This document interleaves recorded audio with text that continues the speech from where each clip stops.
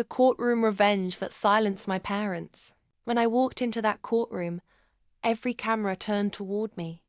Reporters whispered, "That's the girl who inherited the billionaire's fortune." I didn't flinch.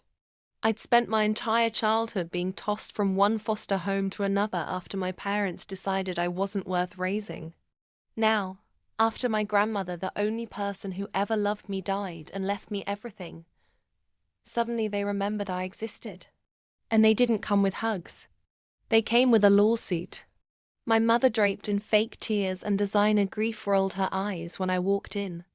My father smirked like he was sure victory was already his. Their claim?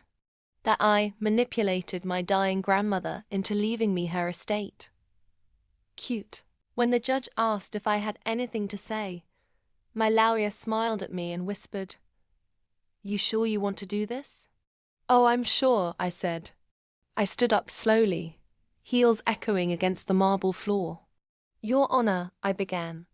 "Before I defend myself, I'd like to play a video one my grandmother recorded 2 weeks before she passed." On the big screen, my grandmother appeared frail but fiery. Her voice filled the room. "If you're watching this, it means my children are doing what I always feared, trying to take what doesn't belong to them. They abandoned my granddaughter at age 4. I begged them to take her back, but they said she was a burden. I made sure every dollar of my fortune went to her. And to my dear children, don't bother contesting it. I already spent a small fortune preparing for this moment." The camera cut to her lawyer reading her updated will dated 3 days before she died. Every penny, property, and patent was legally tied to me. My parents turned pale. "Oh, and one more thing," I said, eyes locked on them.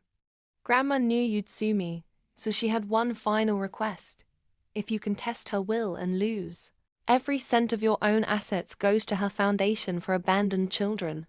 The judge's gavel hit the desk so hard, I swear it cracked. "Case dismissed," he barked. My father slammed his hand on the table, shouting something about appeal, but his lawyer just looked defeated. My mother was shaking.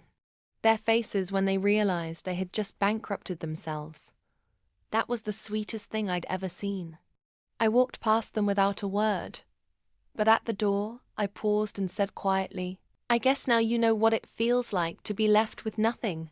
Reporters swarmed me as I stepped outside. Flashes blinding, microphones everywhere. "Never underestimate the abandoned," I said. "We learn early how to survive." The clip went viral in less than an hour. My parents' empire. Gone. My grandmother's foundation. Funded for decades. And me? I didn't just win a case. I won closure. If you love stories where karma comes dressed in heels and walks straight into court, hit that subscribe button right now. Because trust me, the next revenge, it's even colder.